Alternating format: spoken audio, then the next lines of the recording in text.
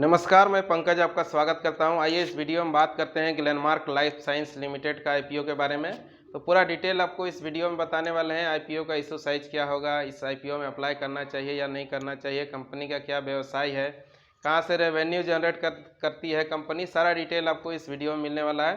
तो Glenmark life science limited जो है, ये ग्लेनमार्क जो फार्मा कंपनी है, इंडिया में एक बड़ा नाम है ग्लेनमार्क का। तो ग्लेनमार्क फार्मा कंपनी का ही एक सब्सिडरी कंपनी है ग्लेनमार्क लाइफ साइंस लिमिटेड, जिसका कि फॉर्मेशन 2011 में हुआ है। तो इसका व्यवसाय का बात करें तो व्यवसाय ये जो है फार्मा सेक्टर से ये कंपनी भी जुड़ी हुई है।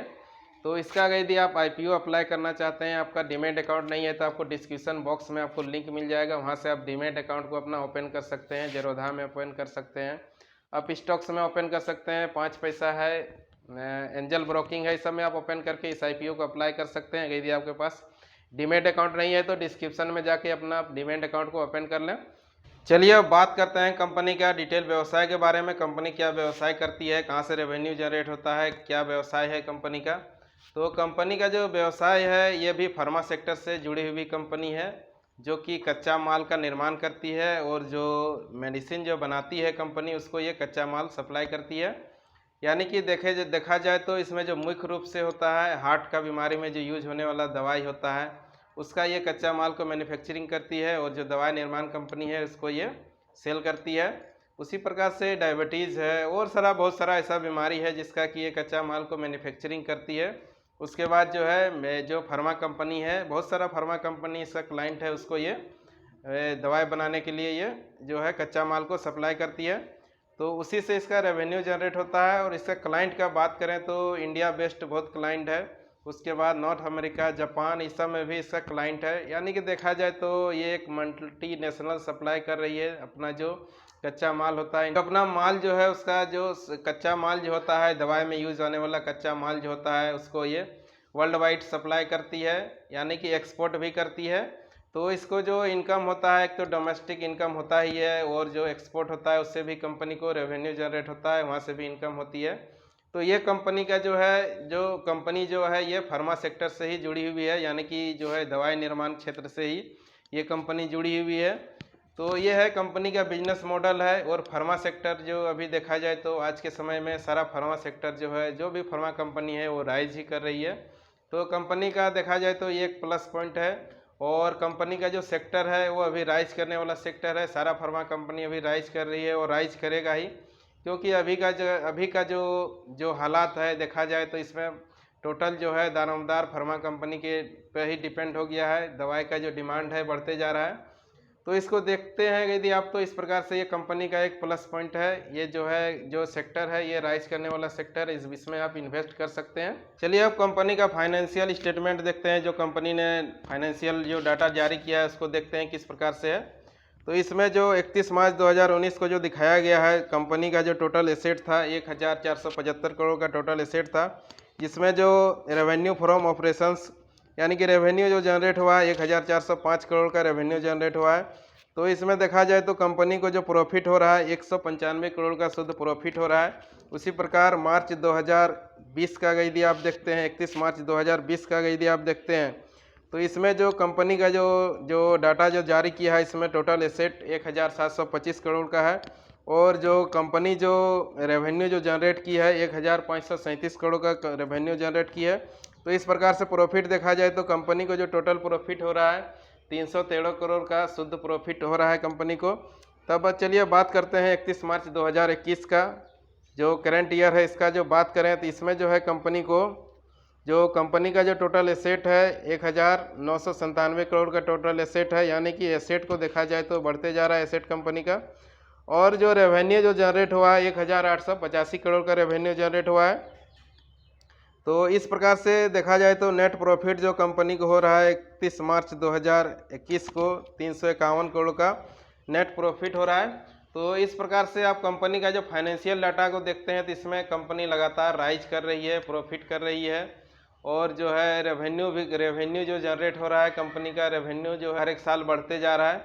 यानी कि कंपनी को आप कह सकते हैं कंपनी एक अभी राइज ही कर रही है कंपनी, और राइज करेगा आगे जाके। तो इस प्रकार से ये फाइनेंशियल डाटा था। चलिए अब बात करते हैं आईपीओ का डिटेल के बारे में बात करते हैं। इशू साइज क्या होगा, लॉट साइज क्या होगा, डेट क्या है, मुख्य डेट क्या है, कब से आप इसमें बिड लगा सकते हैं, ये सारा चीज़ पर बात करते हैं। तो आईपीओ जो कंपनी ला रही है, इसका मुख्य उद्देश्य जो है कुछ लोन को चुकता करना है। उसके लिए ये जो है आईपीओ ला रही है। जो आईपीओ से जो अमाउंट जो आएगा उसमें कुछ लोन को चुकता किया जाएगा और जो बाकी जो पैसा है वो कंपनी में इन्वेस्ट किया जाएगा, यानी कंपनी का विस्तार में उसको इन्वेस्ट किया जाएगा, डेवलपमेंट में इन्वेस्ट किया जाएगा कंपनी का। तो ये मुख्य उद्देश्य था आईपीओ लाने का। तो चलिए अब बात करते हैं इशू साइज का। इशू साइज जो है 1514 करोड़ का ये है इशू जो है, टोटल इशू साइज जो है आईपीओ का 1514 करोड़ इशू होने वाला है। तो फ्रेश इशू जो है 1060 करोड़ का फ्रेश इशू होने वाला है। और चलिए बात करते हैं फेस वैल्यू। फेस वैल्यू 2 रुपये का फेस वैल्यू रखा गया है, जो पर शेयर फेस वैल्यू जो है 2 रुपया रखा गया है। प्राइस बैंड का बात करें तो प्राइस बैंड जो होने वाला है 695 से 720 का आप इसमें बीट लगा सकते हैं। लॉट साइज जो होता है वो 20 का लॉट साइज होगा। ये जो आईपीओ आ रहा है इसका लॉट साइज 20 का होगा, यानी 20 शेयर का एक लॉट होगा। चलिए अब बात करते हैं क्यूआईबी के लिए। ऑफर ब्रेकअप इस प्रकार से है। क्यूआईबी जो है 50% रखा गया है। क्वालिफाइड इंस्टीट्यूशनल बिडर्स के लिए 50% रिजर्व है। एनआईबी के लिए 15% रिजर्व है, यानी 15%, और क्यूआईबी के लिए 50% और रिटेल के लिए 35% रिजर्व रखा गया है, यानी 35% है, यानी कि इसमें है जो मिलने का कुछ चांस है। 35% रखा गया है रिटेल में। तो इंडिविजुअल अगर यदि आप अप्लाई करते हैं तो इसमें कुछ चांस मिल सकता है आपको मिलने का। तो इस प्रकार से हो गया। और बात करते हैं कि ये आईपीओ कब से आप अप्लाई कर सकते हैं, शुरू कब से हो रहा है। तो ये 27 से शुरू हो रहा है। 27 जुलाई 10 बजे से आपका शुरू हो जाएगा और जो एंड होने वाला है जो अप्लाई का 29 तारीख को 5 बजे तक आप ये अप्लाई कर सकते हैं, यानी लास्ट डेट जो है 29 जुलाई 5 बजे तक लास्ट डेट है। उसके बाद जो है फाइनल अलॉटमेंट जो हो का घोषणा जो होगा 3 अगस्त को फाइनल हो जाएगा। किसको आईपीओ मिलना है नहीं मिलना है वो 3 को फाइनल हो जाएगा। और 4 को जो है 4 से रिफंड प्रोसेस हो जाएगा। यदि आपको आईपीओ नहीं मिलता है तो आपको अमाउंट रिफंड हो जाएगा। 4 तारीख से रिफंड आना शुरू हो जाएगा। और 5 अगस्त को है जो आपका जो शेयर यदि आपको आईपीओ मिल जाता है तो वो आपका डीमैट अकाउंट में क्रेडिट हो जाएगा। उसके बाद 6 अगस्त से ये नॉर्मल ट्रेडिंग के लिए स्टार्ट हो जाएगा। एनएससी बीएससी में आप इसको नॉर्मल ट्रेडिंग कर सकते हैं, सेल कर सकते हैं उसको। तो ये हो गया, परचेज कर सकते हैं। तो ये हो गया आईपीओ का टाइमलाइन हो गया, इस प्रकार से टाइम है। अब चलिए बात करते हैं कि इस आईपीओ में अप्लाई करना चाहिए या नहीं करना चाहिए, क्या प्रॉफिट होगा या नहीं होगा। तो अगर यदि ग्लेनमार्क को आप देखें तो ये फार्मा सेक्टर का एक बड़ा नाम है। फार्मा सेक्टर का एक बड़ा नाम है इंडिया में, देखा जाए तो पुराना कंपनी भी है। ये इंडिया में बहुत दिन से ये व्यवसाय कर रही है। तो ये एक बड़ा नाम है और इसका आईपीओ है, यानी कि ये जो है ये ओवर सब्सक्राइब होने वाला है। और जो फार्मा सेक्टर है अभी राइज कर रहा है, ये तो आप जान ही रहे हैं। तो अभी जो है कंपनी ओवर सब्सक्राइब होने वाला है। अगर यदि इसमें आपको आईपीओ मिल जाता है तो इसमें आपको कुछ प्रॉफिट आपको दे के ही जाएगा। ये जान लीजिए आप कि इसमें कुछ ना कुछ आपको प्रॉफिट ये दे के ही जाएगा, ओवर सब्सक्राइब होने वाला है। तो यही पूरा डिटेल था ग्लेनमार्क लाइफ साइंस लिमिटेड का। अगर यदि आप इसमें आईपीओ में अगर यदि आपका डीमैट अकाउंट नहीं है और आईपीओ अप्लाई करना चाहते हैं तो आपको डिस्क्रिप्शन बॉक्स में लिंक मिल जाएगा, वहां से आप ओपन करके अपना डीमैट अकाउंट ओपन करके इसमें अप्लाई कर सकते हैं आईपीओ में। वीडियो देखने के लिए धन्यवाद और इसी प्रकार का वीडियो देखने के लिए चैनल को सब्सक्राइब भी कर लें। धन्यवाद।